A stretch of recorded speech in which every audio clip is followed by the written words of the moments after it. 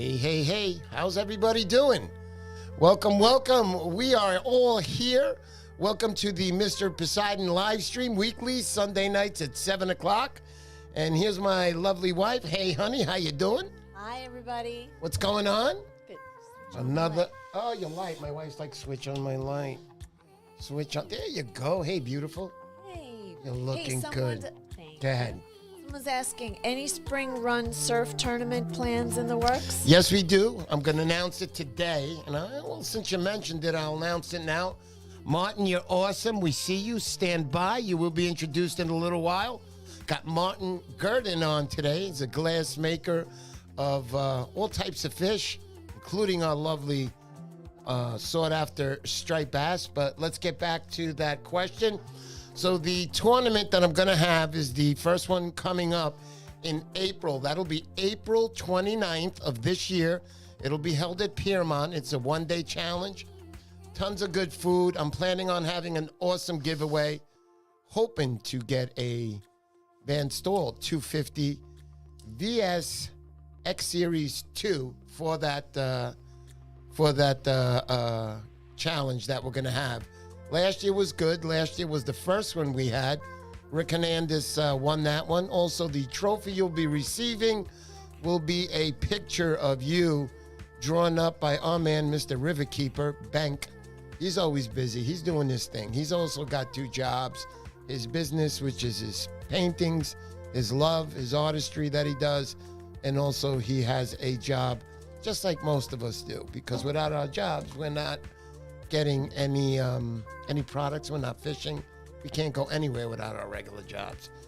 Other than that, my wife just left the room for a minute. She'll be back. I just want to say also to everybody, I will be holding the Montauk Challenge probably in the third week of October. A lot of people say, oh, why then? There's no fish. So I'm trying to be fair, guys. And what do I mean by that? If I hold it at the end, now look, the earlier weeks are taken by some of the top-notch surf casting clubs out there, such as Montauk Surfcasters Association. They've been running their tournament there for years. You got the Corkers tournament, and you got the Striper Cup tournament that's going on. So I do not want to intrude on that, and I'm new at this challenge thing, so I have to hold it on the third week. If I do it on the last week of September, which is open, it'll be very, very, very expensive, guys, for everybody, including hotels and everything else that runs with it. I don't even know if I can get the restaurant at that time. So it doesn't really matter because, look, you might not catch that big whopping fish. There's always a chance. I mean, Montauk always holds big fish. The year before, we did it the same day. On the final night when we were giving out the prizes and the top winner that year, which was Gelso Pasquarello with the biggest fish, they had a big run on the point, which was the Montauk Lighthouse, and everybody was ripping fish anywhere between 30 and 40 inches that night. I know Brian, my buddy Brian, was out there, and he got spooled, and that fish just took him for a ride. Never got to see it, never got to turn it. That was a big striper he was on. But you never know when they can strike. And again, even if they don't, still, you got a chance for the competition. This year's fish was won by Riverkeeper, the actual artist that painted his own trophy. And he won with a 33, I think it was a 33 and a half inch. I'm not sure. I do have a video made up of that tournament. But I'm glad that everybody is here tonight. I see also Bruce Bain, the Mattatuck Surf Rat. It's time to put on the reading glasses so I can see what's actually going on. So tonight, like I said, we're going to have Martin Gerdin on, and waiting for my wife. As soon as she comes back, we'll be here. What's up, Wormway? And Bruce Bain says, hey, D-Bar, I saw those beautiful grandchildren. Yeah, D-Bar, unfortunately, he won't be making this year's tournament. He has a family outing that he has to enter. Dylan Jewell, what's up, my brother? Dylan Jewell, another dynamite rocking fisherman. I will be fishing with him this year for sure.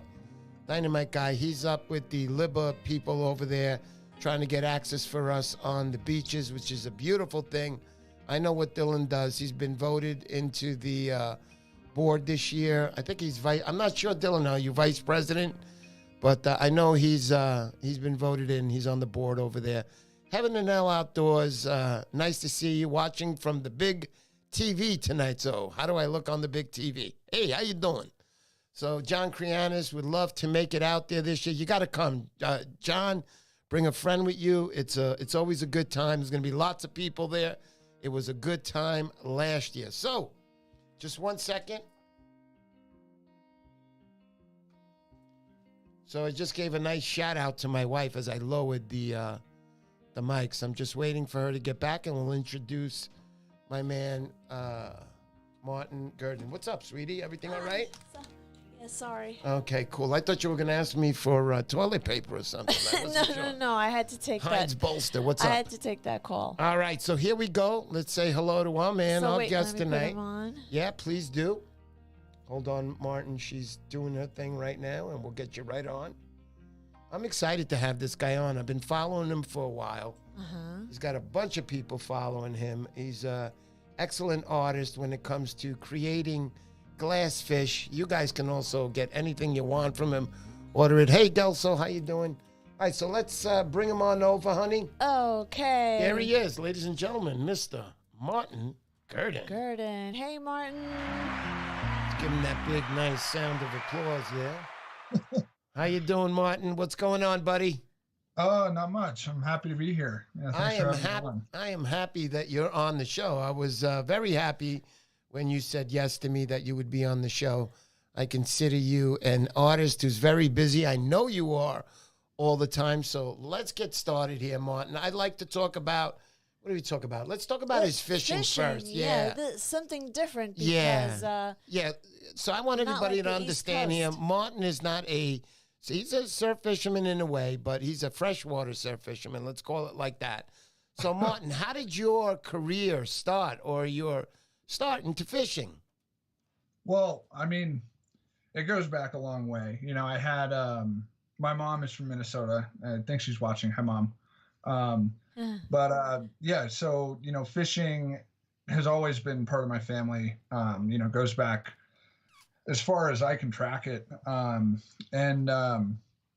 You know, so we're spin fishermen, and, you know, we would catch, you know, rainbows in alpine lakes and that kind of stuff. My dad, you know, we would always get firewood up on the ski area in the summer.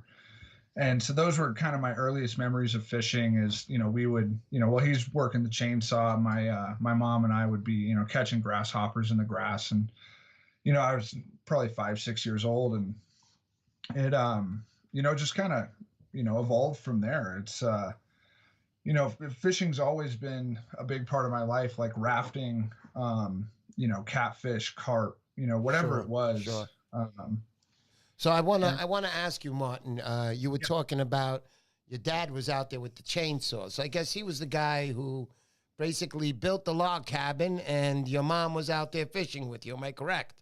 Yeah, basically. So he, their house is, you know, the house I grew up in is way up, you know, 9,000 feet above sea level, and it's all wood heated. So that's, you know, what we do is in the summer, and we had this old truck, and I remember it so clearly. We would like load up the rods and the chainsaw, and my sister and I would be in the little cubby in the back of the cab, and we would, you know, roll up the ski hill and, you know, catch these grasshoppers. And they were all like, you know, stock rainbows, but that's what I grew up on is, you know, cookie cutter, you know, 10 to 12 inch rainbow trout. And, you know, it really, you know, cemented the passion in me, so that anytime, you know, I'm near a body of water that holds fish, you know, I'm really interested in trying to, you know, see what's in there, one, and then see if I can catch a couple.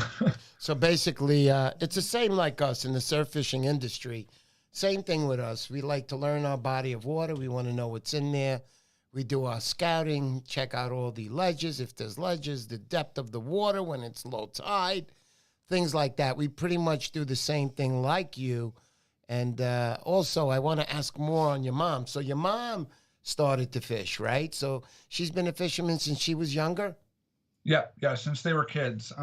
You know, she has 2 siblings, and They grew up in Minnesota, like the land of 10,000 lakes. So, Right. walleye, largemouth, pike, sunfish, all that kind of stuff.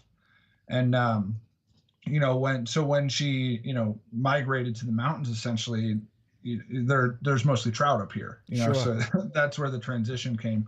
And it's funny how my fishing has evolved so much over the years. Um, you talk about, like, and knowing the surf and the tides and all that kind of thing. Well, it's really similar in the trout scene. Uh-huh. Even though our fish are significantly smaller than yours a lot of the time. Yeah. It's the river is like a constantly changing environment, depending on the time of year and, how much snowfall we got that year. And, it's never the same when you go out twice. And these days I'm fly fishing exclusively, except for, halibut and stuff you can't catch on the fly. But yeah, it's, as far as I can remember back, I've always been fishing. Right. Martin, I just want everybody to know that Martin is in the Colorado area. So you're a far ways from us, but a beautiful, beautiful state. I've been there a few times with the wife. We went on our skiing trips up there, and it was just absolutely magnificent. And maybe one day we'll make it back, but more than just skiing, maybe we'll do a fishing trip, right? Exactly. Yeah, get you on some trout. Yeah, that would be nice. Yeah, where I am right now, we're about 40 miles from the Continental Divide, which is, the high point of the Rockies that runs, all the way up into northern Canada. And so the fish that we get up here, are pretty special. We're high enough up that the salmon runs don't make it up here. But, we have a lot of, like, cutthroat and rainbow and brown and pretty significant fish. Like I live, maybe 100 feet from the Roaring Fork River, and we get brown trout that are, 30 inches pretty regularly around here, which is, pretty remarkable. If any of you guys are trout guys, you know how special a fish like that is. Yeah, without a doubt. I do know how special it is. I know, just as we in the surf fishing industry, especially here in the Northeast, we love to hunt the striped bass. Sure, there are other species out there that many of the subscribers here that I know also fish, whether it's a porgy or a fluke or a flounder or sharks or anything that they can get their hands on up here in the Northeast. But I know in the fresh fishing industry, it's all about the brown trout. Am I right? Yeah, it's a big deal. In the right conditions, they get huge. They, in certain places in South America, you can find them 50 inches long. And it's really determined by, how much prey they have available. And here, the government, basically breeds rainbow trout 6 inches long and chucks them in the river. And you have these monstrous brown trout that just gorge on them, So we have, kind of the perfect storm for brown trout. And, the river system that I fish mostly, it's there's 4 rivers connected to it, with the Colorado River at the bottom. And the Colorado is huge, like giant flows, for a trout stream anyway. Wow. And, so it harbors these huge fish, and then they run like salmon, up from the Colorado into the tributaries, into the high country. I hear that, definitely. I want to mention, I have a subscriber of mine, Heaven and L Outdoors, that's L. It says, Martin, I love your fly tying setup in the back. I've been thinking about getting a pegboard like that for a while. So let's talk about that pegboard for a second. Yeah, no, it's great. I mean, it's nice to be able to organize things, and especially, like, if you guys are fly tires, about hackles and bugs. So it's really nice. Like, I have this roll top desk here as well, that all the drawers are sealed, because you spend all this money on, these rooster hackles, but nature takes its course and bugs will find it. So it's really nice to have a pegboard to keep that stuff, up on the wall where they can't get to it. And then, as far as everything else goes, it's like, more materials that I could probably use in 10 years. But, that's, if I'm tying this specific pattern for this specific river that I'm traveling to, sometimes you need that, specific partridge color, or, whatever it is. Nice. Awesome. Awesome. I love it. So I want to talk a little bit more now about why I wanted you on the show, and that's about the glass fish. But before we get to the glass fish, I want to talk about how your career started, or how you've decided to be an artist in the glass industry. What caught you? What said, hey, I want to make a bowl just like that glass one that my mom had? Yeah. Well, I wouldn't say that I chose art. I would more say that art chose me. Beautiful. Again, ever since I was a kid, I've always, been making things out of things, whether it was drawing or, little craft projects. And the high school that I went to had, an amazing art program. They had blacksmithing and glass blowing and, ceramics and all that.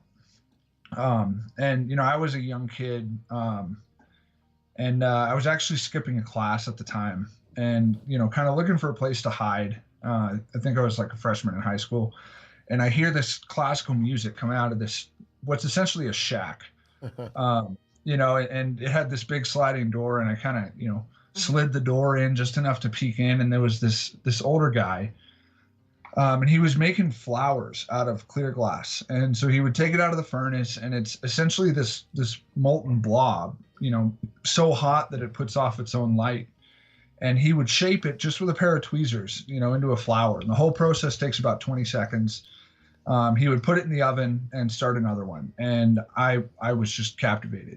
I didn't even know what hot glass was at that point. Like, I didn't realize that's what he was doing. But it's such a seductive material that I couldn't get it out of my head. So, throughout high school, I spent as much time as I could there. Eventually, he pulled some strings to get me in the class. I became his teacher's assistant. And all of the other mediums of art just kind of fell by the wayside. Like, I was really big into the blacksmithing in my, early art career. And, Wow. but the glass just overtook me. It's like, how can you beat it? It's essentially sculpting lava. Yeah. It's the closest you can get to shaping light, essentially. That's so cool the way you said that. The closest to shaping lava, which is definitely true. I see your videos.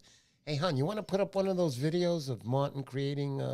Yeah, we're going to put I up, can you do could that. stand by right there, Martin. My wife's going to Let's see. pop up a little video there so people can get a see of what you actually are doing, which is pretty cool, I think. So.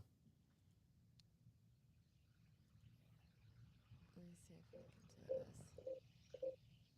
How come? It's not showing? Wait, hold on. Yeah.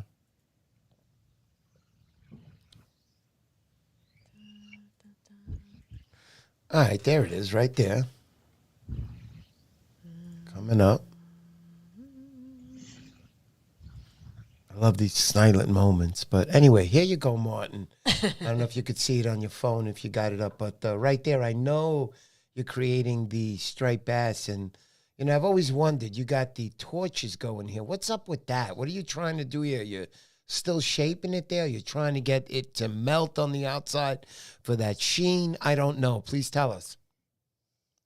Looks like. Oh wait, we don't have. Hold on, water. Martin. Hold on. Hold on 1 second, buddy. Yep. Okay. Okay, there he goes. Yeah. So that video is kind of, two parts, right? One of them is about halfway through the process.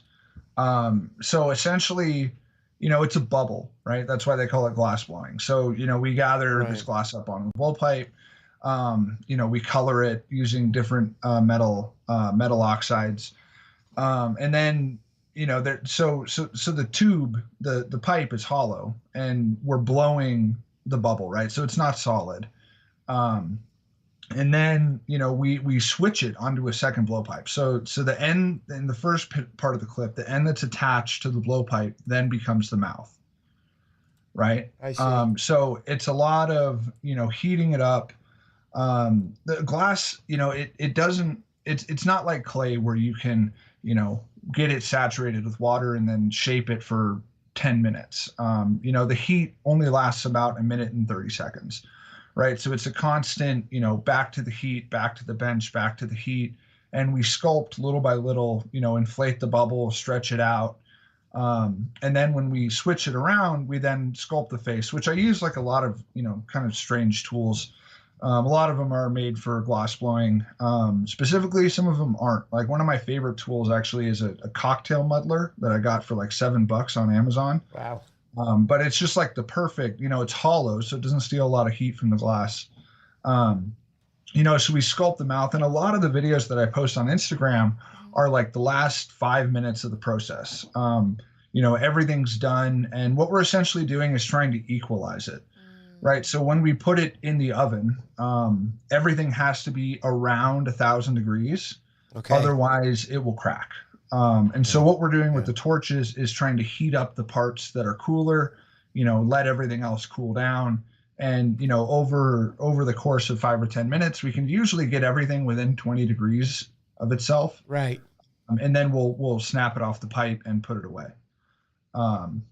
So when you see us doing the torches, that's kind of like, the last bit of the process. And the reason I don't get a lot of videos of the whole thing is because we have like, a 3, 4, 5-man team sometimes more. Like I did some big ones in September that, we had like a 7-man team. Wow. But it's kind of all hands on deck. Like all 4 or 5 people have a tool in their hand, have a job, so nobody can be holding phones. Yeah, I'm actually watching the scene here where the lady is actually breaking it off and stepping it or putting it into the oven there. Yeah, and that lady is Indigo. She is my partner. Very nice. And yeah, so what we're doing, this is the very end, and you can see that there's kind of, this block of clear glass on the side of it. And I had just put a bunch of water right on there, which cracks the glass, so that when I tap it with that club, it comes off cleanly in theory. Right? It doesn't always come off cleanly, but most of the time it does. I see it's a little nerve-wracking, that part. Am I right? It is. Yeah, it definitely is. Yeah, we've had more than one snap clean in half. And, right. Oh. Just as many just fall right on the floor before we're ready for it.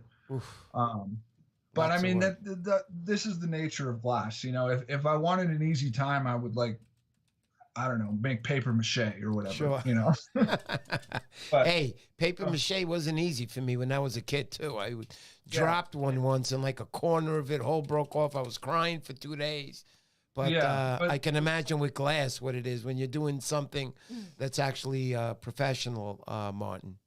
Yeah, and with the paper mache, there's no risk of it spontaneously exploding. There you go.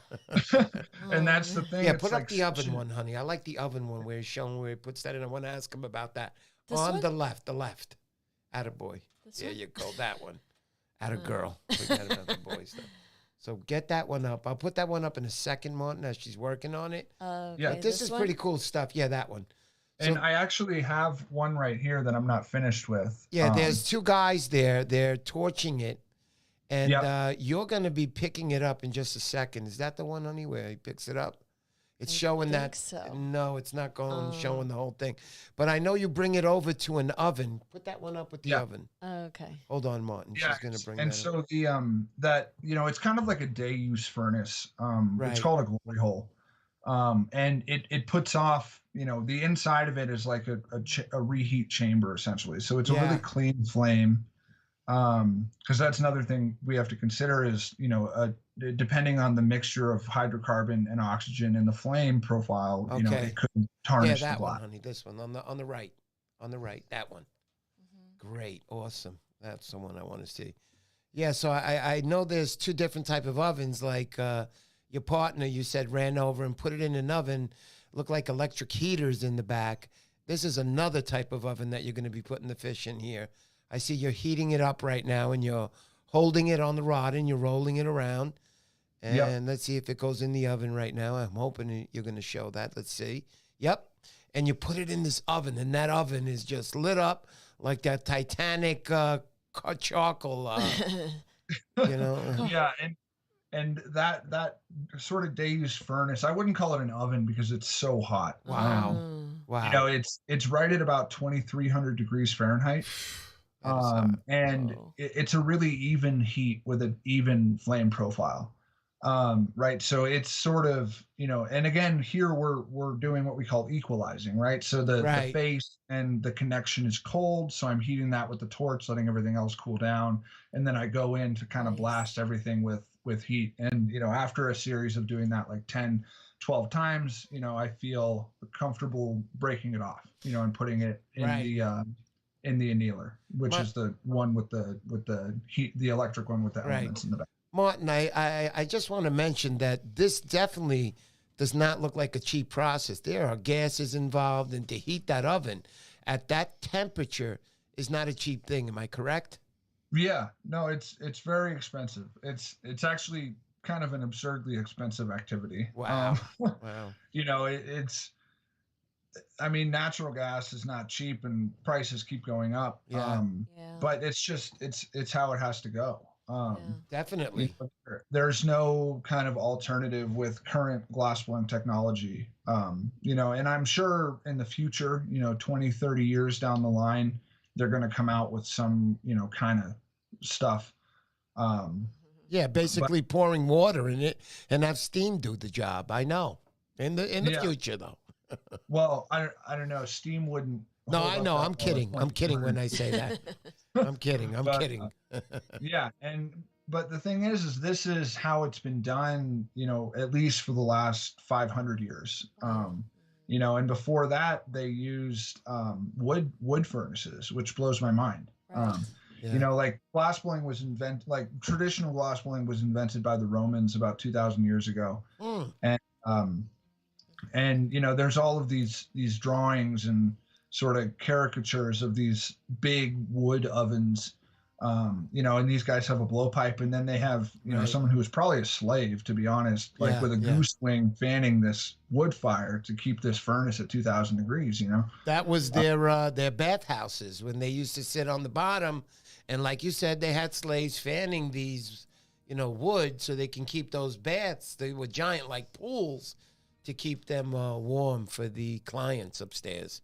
Yeah. And it took, however 1,500 years for them to revolutionize the glass blowing equipment scene, right? So I don't know how long we're gonna have to wait before we can step away from the natural gas, but Yeah, there you go. who So knows? Joe Pinto's asking a good one. He's asking, ask Martin, can you use induction heaters? Good question. Sounds like Joe. Not really. Okay. A big part of it is you have to think about what holds up to that, sort of caliber of heat. And most things start to deteriorate at, 1,000 degrees plus. 1,000 degrees is when metal starts to turn red. And even metal at, 2,200 degrees doesn't last for long. And so all of, everything on the inside of the oven, and they're coming out with kind of new stuff like, ceramic quartz coated elements and stuff. There are electric day furnaces, the glory holes. But again, it's unreliable enough that most people don't use it. And another thing to consider is glass is incredibly corrosive when it's molten. It's almost like an acid. It'll eat through whatever it touches. Wow. And you can see it on my tools, on my blowpipes, especially like the heads of the blowpipes get eaten away over the years. And so, every once in a while we have a piece explode in one of the ovens. Wow. And if that happens, and if whatever it hits is not, capable of sustaining itself, as the glass tries to eat it away, there's all these things to consider, Wow, it's just like pretty much like a mini grenade. It sounds like you're almost. Yeah. Yeah. And it sounds pretty violent, and sometimes it can be. It has to do with as it cools. Glass, the molecule is kind of amorphous. It doesn't fit together very well. Like iron, it forms a hexagonal lattice of molecules, so that's why it can bend so well. That's why you can form it in the way that you can. But glass molecules don't fit together, and that's the reason glass shatters in the first place. So when something, drops below 900 degrees while we're working and we go to reheat it, those molecules expand pretty violently and will blast apart, the surrounding area. Sure.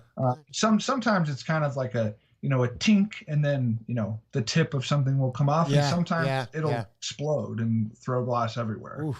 Amazing. Yeah, I have here Turtle Cove Tackle. Well, says, right before Turtle Cove Tackle, but I want to say that Tim Murphy says it's kind of a joke, but he's right in a way. He says Martin would need a bigger oven to make a cow bass. So we call cow bass out here fish above 35, 40 pounds and above. They're huge fish, Martin. They're huge fish. We call them cow bass out here. Like 50-inch kind of fish? Yeah, a 50-inch kind of fish. You got it, Martin. You got it. So can you handle that? The funny thing is, I do know where a bigger furnace is, and I'm actually going to be using it in March to make a cow bass. Oh. That's cool. I can't wait to see that. Someone in Rhode Island commissioned me to make it's going to be 48 inches when everything is said and done. Which is pretty significant in glass. If you're on my videos, you can find the video of the 44-inch fish that we made. Yeah. And it's this piece is actually going to be a light, which is really cool. So it's going to be hanging from the ceiling above a dining table, with light fixtures inside of it. This striped bass that's behind me was, kind of a good practice run, because it's nice to have your coloration and all of that sort of thing figured out before you hire a team of 8 guys and rent out a studio for 3 days to make, something that's 5 feet long. That one. Yeah, to the right, honey. That one. I'm not sure if this is it, but this looks pretty big. Also, I had Turtle Cove Tackle asking, where was that question, honey? He was saying beautiful art. Yeah, but there was another question. Oh. And antagonizer lures. Like, how long is the process from start to finish for a typical fish? I could answer that in a few ways. Would you like to know in hours or weeks? There you go. That answers the question. Wow. So I guess I'll answer How both. many weeks? Yeah. So from, the beginning of the creative process, which involves me drawing, scale drawings, all that sort of thing, choosing colors, to when I have a piece on a stand and it's ready to be shipped off. That's about 3 weeks at the shortest. Wow. But in hours, it's probably, 30 to 50 hours, depending on the piece. Wow. And that comes in, a question here again from Turtle Cove Tackle. He's asking Martin if he always has a few other assistants with him. Yeah. So when I make the fins, I typically do that by myself. Which is kind of it's interesting process, because I just usually put on a podcast and I just make fins, one after another. But when it comes to the assembly days, where we have the big team, it's impossible to do it by yourself. So I have right now, the folks that are assisting me are Indigo. So my girlfriend, and she has assisted on every single one for probably at least the last 60 pieces. Wow. And then the other assistants kind of rotate out depending on who's available. And also where I am, because like I said, I'm going down to Arizona to make this giant one in March. And please explain, Martin, when you say you're going down to Arizona. I know why, but a lot of people are saying, well, why does he have to go to Arizona? So please let them know. So the most important piece of the puzzle is the people. And I've built some good relationships with the guys that work at the Phoenix Glass Center, and the guys who work at the Sonoran Glass School. So we have a team of like 6 really experienced glass blowers who all have about 20 years of experience in their own right.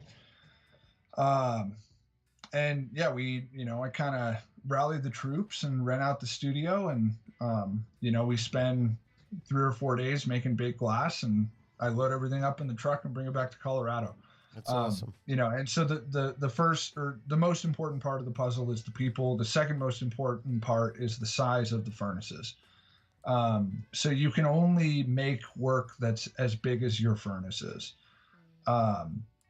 So their big day use furnace is about 50 inches deep, which you have to have something that big to make a piece of glass that big. Because going back to if any part of it drops below 900 degrees, it'll start to explode.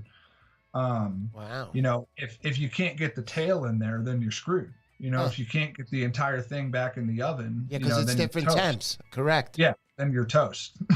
Wow. Wow. Turlikov is saying, no. He asked how often it is necessary to have several assistants on there the you go. sculptures. Sorry about that. Only on the assembly days. Oh. When so you say it's assembly, necessary- again, you mean the fins and the tails and so on. When we take it from, you know, a pile of fins and a pile of raw materials to pretty close to the finished product. And every time that happens, we need like a minimum of 3 people. You know, Indigo and I actually made some smaller ones, just the 2 of us, but you know, it would have been easier with 3 people. Right, right. But anytime you watch glassblowers work, you know, it's a team sport. It really is. Yeah. No doubt about it. We have a request. Joe Albanese is saying, let's see the striper up close, the one behind you. So, Okay, I'll get it. Again, Martin, I want you to tell everybody, because I asked the same question. I said it was a little skinny to be a striped bass, but you had a customer send you this photo, and this is how it looked in the photo. And guys, remember, in California, they're not always the fat stripers like we catch here. They're a little different there. So mind you when you see this this photo coming up. So yeah, and anytime anybody, you know, purchases a piece from me, like I like to keep them involved with the process. So I asked for 3 photos. I asked for 1 photo you know, for proportion. I asked for 1 photo for color. And then I asked for 1 photo in sort of the body positioning. And so the photos that he sent me, you know, this is what we came up with, but I'll grab it off the stand here.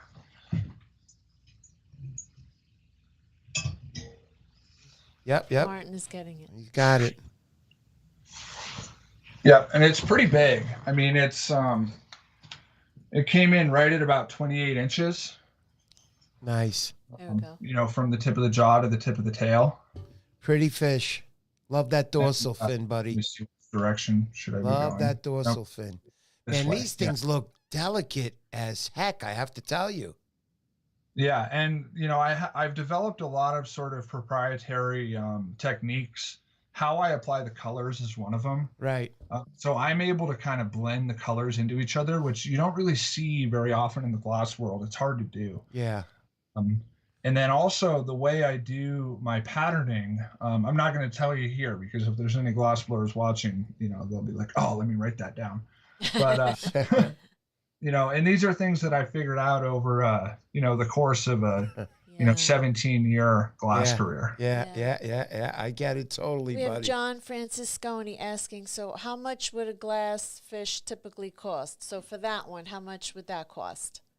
For this one, it's about Sit down and relax, everybody, and don't stand up when he says this. Go ahead. For this one, it's about 3,700. Wow. Wow. And this piece, I'm 6'9", so it's kind of hard to tell how big it is. Right. Yeah.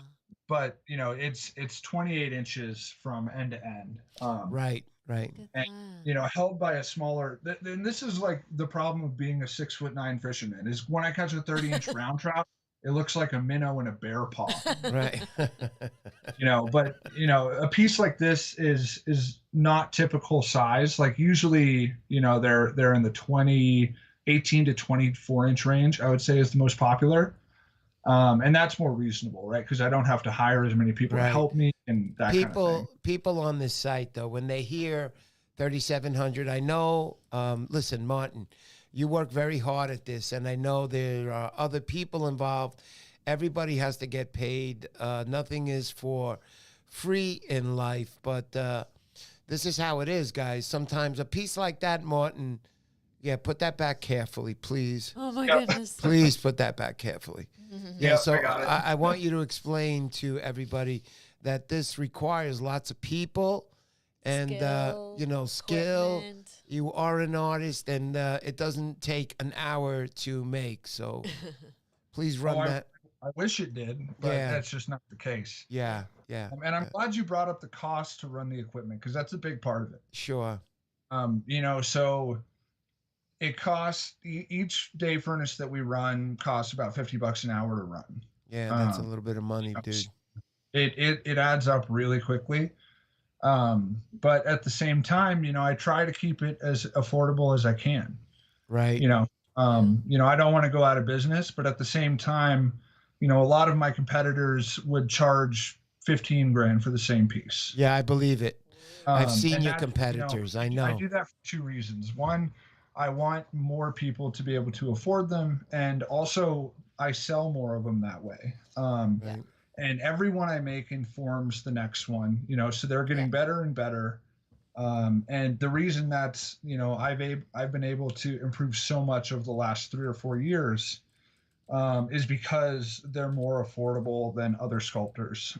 So I sell enough of them that I make them like crazy. Sure. I want to say also that Joe Pinto mentions, and same goes with me. I'm a mechanic in the air conditioned refrigeration world. So sometimes if I need to make a part myself or what it is, it always matters on the tools. You have better tools, that job will come out better. And Joe Pinto mentioned tools are the most expensive part of any job. And that is a fact. I would agree with him on that. Wouldn't you say so, Martin? Yeah, tools and training is another one that people don't realize. I've been blowing glass for about 17 years. Sure. And I feel like I've just scratched the surface. I've spent, and that's why the third way, when people ask me how long it takes me to make, I say 17 years. Because I have a really good foundation, to work from. And people that have less experience, less training, just aren't capable of doing what we do. Right. Guys, I also want to mention out there, Mr. Martin Gerdin does charge. He has smaller glass fish that he can make also at more affordable pricing in our range. But there are people out there that can afford this. They like nice stuff. You always got to pay, for nice things out there. And I have to tell you that that's right. That's the way it is. Yeah. Go ahead, So Martin. this is a cutthroat trout. And, this guy measures in right at about 20 inches. Pretty. Let me see I don't know which direction to go. There we go. Yeah, that's perfect. And a piece like this retails for about 2,200. Wow. Yeah. So you do get, more affordable if you go at a more reasonable size.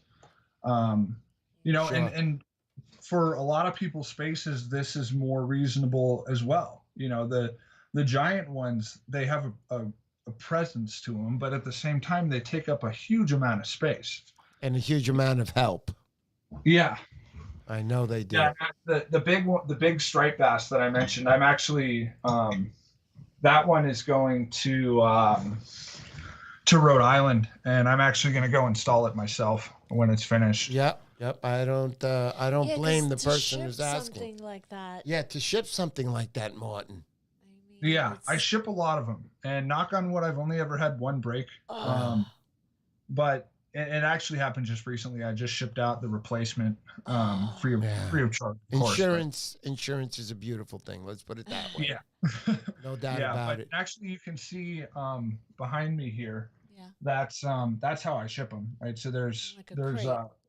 a permit in that crate, and then a red drum in the bottom crate. Nice. Also, like handles and it's all cavity foam, so Sure. It's kind of suspended, Okay. by the foam in there.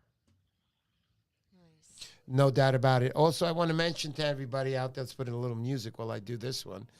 But guys, I want you guys to know, me and my wife work very hard at this live stream to bring you people like Martin Garland who can talk about their passion of what they love. Martin does both.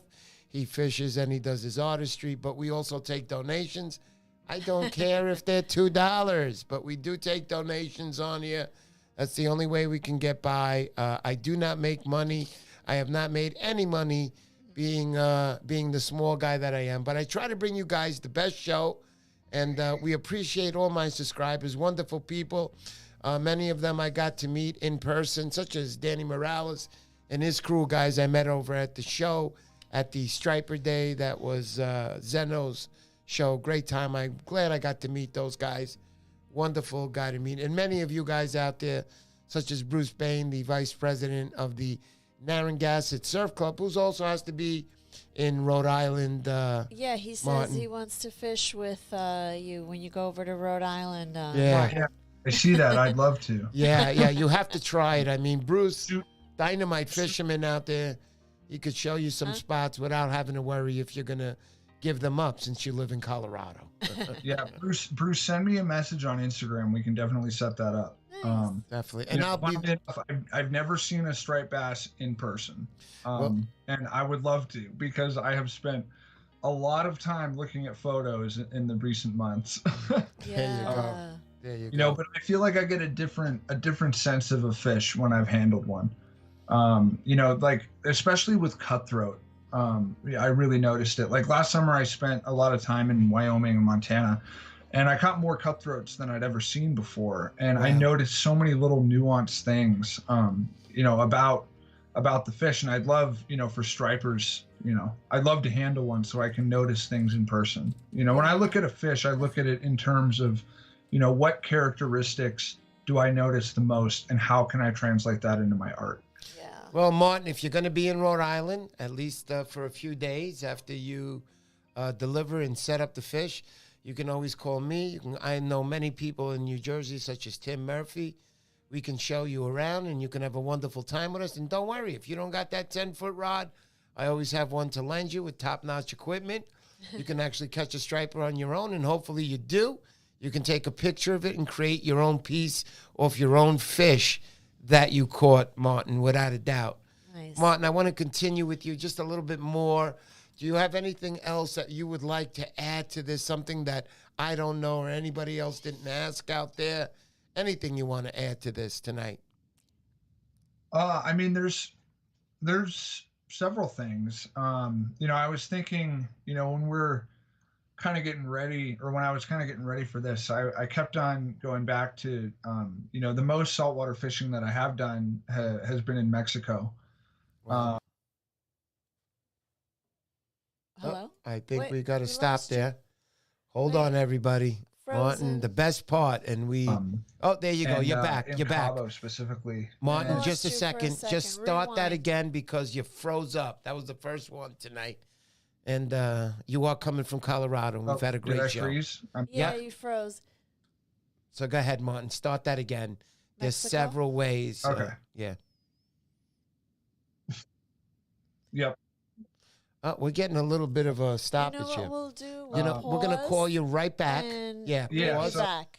Call you right back here. We'll Just do give a us a shot. reset. Yeah, we'll do a reset on that. So hang out. You guys hear me, and whatever my wife says, I'm like, we'll do a reset. Yeah, we'll do a reset. She's the pro on this behind the scenes, guys. You all know that. I feel My like wife it, is wonderful. it gets tired after a few minutes. so we Yeah. have to, Well, it like, hasn't been a few minutes. It's been an hour. re- But I want to say thank you Oh. to the donators out there, $9.99 out there. My goodness. Aw, Chet Zing. thanks. And I got to tell you guys, Bruce Bain, you're lovely, Bruce. You've always been a champ. You've always been by my side since the start. And I love fishing with you when I get to Rhode Island. It's always a good time. We're doing nothing but laughing most of the time. We're not even fishing. Let's see now. Yeah. Let's see if we got. Let's see. Martin, are you back, Martin? Yeah, can you hear me? Excellent. Go ahead, Martin. Continue on Yeah, that. There I we mean, go. that's one of the prices we pay living in the Rockies, right? We get the best views, but the cell service sucks. Good And, one. But yeah, I was, you know, thinking about what I wanted to talk about. Yes. And most of the saltwater fishing I've done has been in Mexico, in Cabo. And I just find that, you know, I've dabbled in the saltwater fish like tarpon and, now stripers and Sure. bonefish, that kind of thing. But I find that saltwater fish are so much more powerful. And I think back to we were fishing for rooster fish on the Pacific side of the peninsula, and these fish, they're like, you know, um, it's like they've got outboard motors attached to them. Yeah. And it's such like the mountains and the fly fishing and that scene is a very tranquil experience. Everything is peaceful and calm. But in Mexico, it was like we were in this little boat in these 20-foot swells and, fighting these, 5-foot rooster fish. And you could see them, skating in the wave, Sure. like above the boat, because the swells were so big. Yeah. And, the hammerheads would come after them. Oh, that's so cool. And yeah, we lost half a rooster to a bronze whaler shark, and then another half a rooster to a hammerhead right off the back of the boat. And the little Mexican captain was like, "We still get the fish," and he just gaffed the thing right out of the hammerhead's mouth.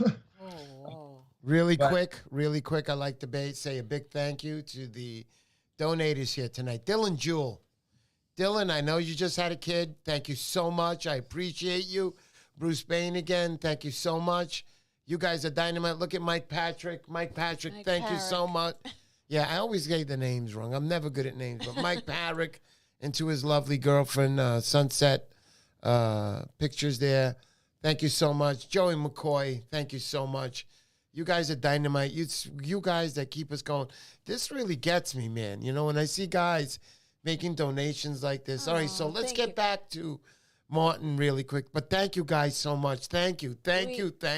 We have a question. Elizabeth McDowell, right. Did you ever get hurt making your art? Yes, it does happen. It doesn't happen as often as you would think. But, we are dealing with a fairly extreme environment. Things get really hot and you can get really burned really quickly. But because of that, we take safety precautions. Like in a lot of my videos, you'll see me wearing like a Kevlar sleeve on my right forearm. And then sometimes I'm wearing a glove just because the glass itself, your brain, it's instinctual not to touch it. But the metal is what's going to get you. Yeah. So my hand tools get incredibly hot. The pipes get incredibly hot. Everything that's around the piece, can heat up to 1,000 degrees. And that's, something people don't realize is you have, a ball of glass the size of a watermelon. It's heating the surrounding air up to 1,800 degrees, which is going to transfer into everything around it. So often on the big pieces, I'll wear, long pants because I don't want the skin on my legs to boil and that kind of thing.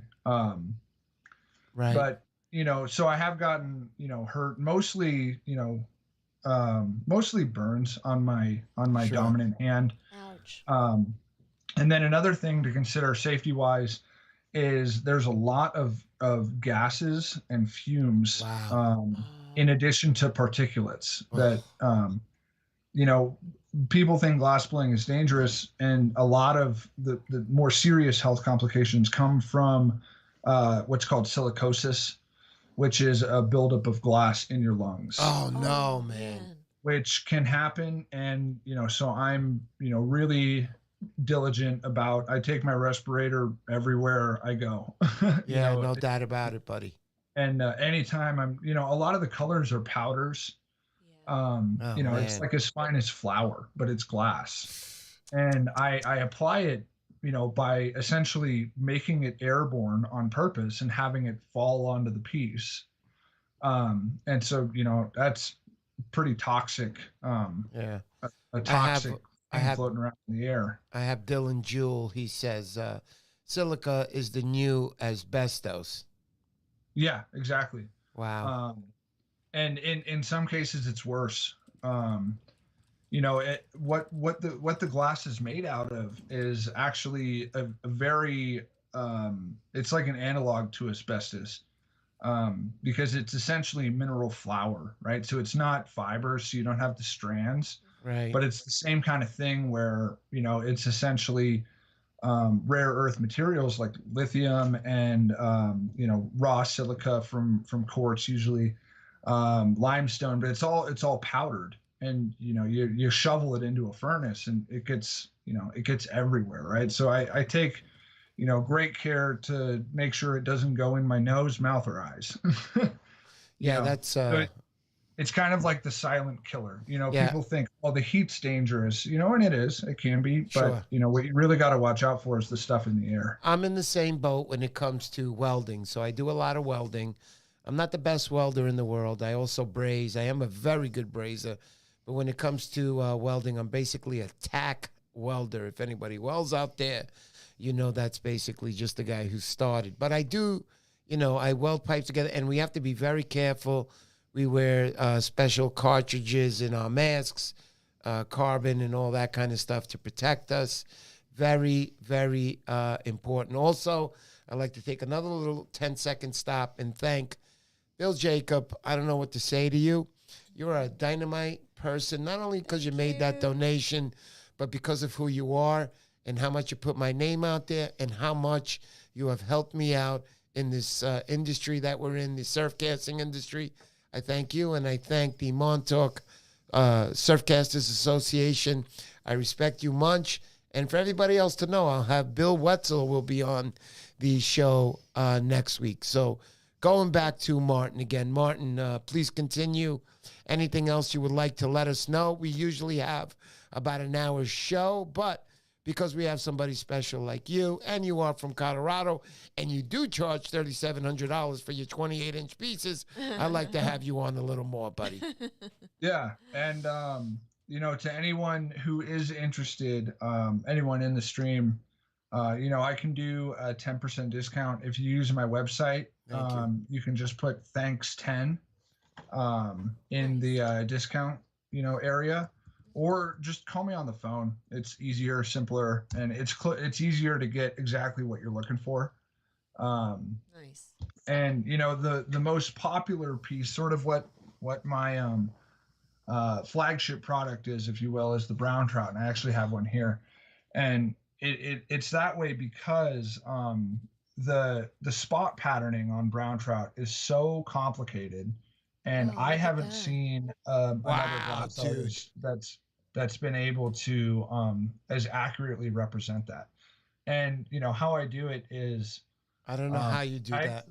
I actually hand make each one of the spots. And then I lay them out, in the pattern that I'm going for.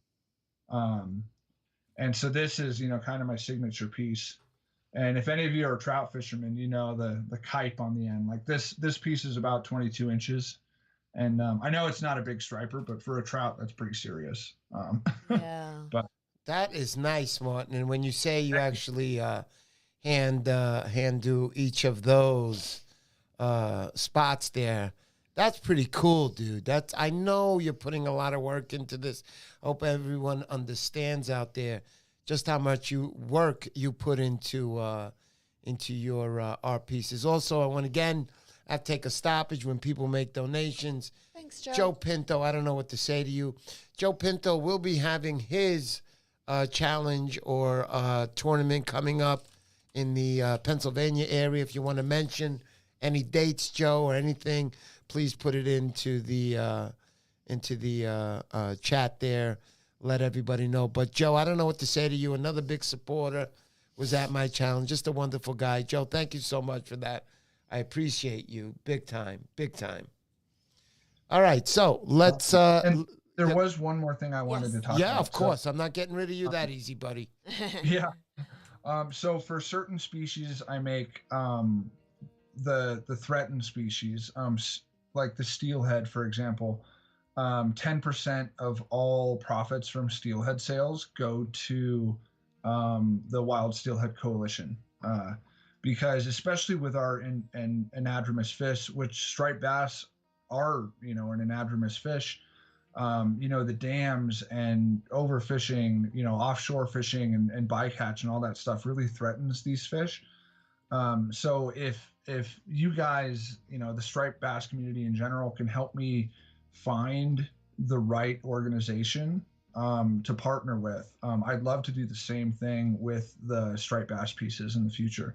Wow, excellent. Because the interest in the striped bass, it's kind of blown my mind. Like, I didn't realize that the striper community was as big and as vibrant as it is. And I really didn't know much about stripers, until I started working on that piece back there. Yeah. But I've learned a lot about them, and I'd like that to be another one of the flagship pieces. And it would be cool if we could help, conservation efforts at the same time. I'm going to be honest with you. You hit the nail on the head. When you talk to Northeast fishermen here in the United States, that's the Northeast, stand back, buddy. We are the kings of the hunters of the striped bass. And there are many organizations that would like to team up with you with something like that. Yeah. And there are subscribers here that would love to team up with you. We have a great community here. We're mostly catch and release guys out here. And we have organizations that do things from getting access to us on the beach, from having great tournaments that make great donations to great societies out there. It's just a wonderful thing, and they will be more than happy to partner up for you. So if anybody wants to get in touch with Martin, please do. It'll help our cause even more to keep our striped bass industry alive for future generations. And also, hey, Jason, how you doing? So, Martin, finishing it up, anything else you wanna add on, buddy? We're going to have our giveaway in just a few minutes, and go ahead, Martin. You got the floor. I think that's pretty much it. Thank anybody you want to thank out there. And my idea would be, number one, thank your girlfriend, and number two, your parents. Yeah. Thank Indigo is actually taking a nap in the other room. Nice, nice. But thanks, Mom and Dad. They're probably still watching. Yeah, without a doubt, without a doubt. I know my mom is. Hi, Mom. Beautiful. Yeah. Without a doubt. But yeah, and also my mentors, right? It's like, this is a dying craft, and it's thanks to the people who take young kids under their wing and show them how it's done, Yeah, Martin, I want to say to you, and I know my wife too, honey, would you like to say anything to Martin? Thank you so much. Everybody, a lot of comments. Just love the artwork. Really good, positive comments. How beautiful it is. Sure, Very impressive. And really, really I know nice. Anybody here who hits the lotto will be ordering quite a few pieces from you on that. Yeah. But I want to say, Martin, thank you. You're a wonderful guy, a very smart guy, a guy who loves his craft, just like we surf fishermen do here in the Northeast. We love our craft. We love catch and release, most of us. It's not against the law to keep one a day in certain states, which is a beautiful thing. And I'm glad that everybody joined us tonight. But we're going to do the giveaway right now, Mon, if you want to hang out a few minutes before we say our final goodbyes to you. So, guys, let me put up the giveaways. Let me do the overhead. Oh, yeah. What is the winner going to have tonight? Yeah, so tonight you guys got, if you guys know, the giveaways are both Vinny's Customs. Vinny's a wonderful supporter of me. He's a wonderful guy who loves the surf fishing industry. And he's priced all his lures are great price lures. You're getting an excellent product from Vinny. So here you go tonight. Those are the lures that are up tonight. We have a beautiful metal lip that's rated in the 2.5 ounce range. It's called an Invader Junior. It's a dark colored green lure, darker on top. A little white on the bottom, a little red on the bottom of the face of the head. Big eyes on that, and a little stripe on that. Looks like a V pattern. Also, you have a spoof here. Beautiful little spoof. I love builders that put the plastic at the tip of the hooks. This one's also called a Raider, not a Raider Junior, a Raider. A 2 ounce. This is what's going to be given away tonight. So I'm going to ask my wife. Now, if you left a comment on last week's live stream, which was with Charlie, the Wolf of Rhode Island. Was a wonderful live stream, just like this week. And honey, you want to spin that up? Okay, so here we go. 5, 4, 3, 2, 1. There it is. Put it in the transition. There you Here go. we I see the winner. There's John Crianis. So if John Crianis is out there, you want to put that all the way down on the Let's chat? see. There you go. So if John, if you're out there, you're eligible to win this. We always do a 10-second countdown. And that's oh, there he is. I didn't even have to start. John Crianis, my man. Way to go, John. You can leave me a message on Instagram. You know it there, what it is. And you can leave me your address, and I will send it to you. But also, again, going back to Martin, once again, Martin, thank you so much. I want to see you on my show again, especially when you make that cow bass for one of my subscribers. I wanted to be out here, and especially if you show up on the Northeast when it's time to install. I'd love to meet you also with Bruce. Anybody else is willing to join us, I'd love to go fishing with you, and I'd love for you to catch an actual striped bass here on the Northeast, John. Mr. Martin. And Martin, we'll invite ourselves to Colorado as well. Yeah, we're coming to Colorado. Yeah, I got a boat. We can float the rivers and. Excellent. Thank you again, Beautiful. Martin. And thank you to everybody who showed up tonight. Next week's guest, Bill Wetzel. Martin, Bill Wetzel is a big-time legend out here in the Montauk area. That's the tip of Long Island. He's also a surf fishing guide. For those of everybody who's always wanted to fish Montauk and has never done it, I know, Crianis, you told me you've been there a few times. Bill Wetzel will be a wonderful guide for you. Guys, get in touch with him. I'm not just telling you that because he's my buddy and I fish with him. I also go out with him all the time. I have a date with him set. I think it's June 29th. But make sure you give him a call.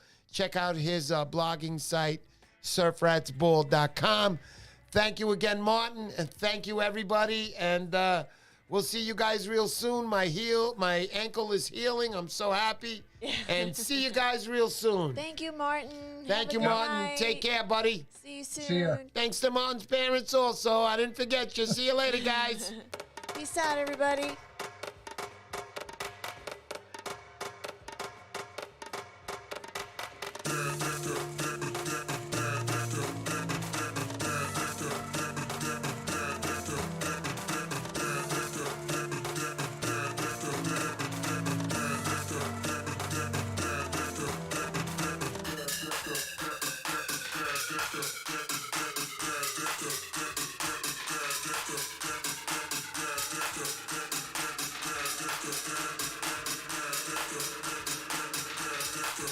Yeah.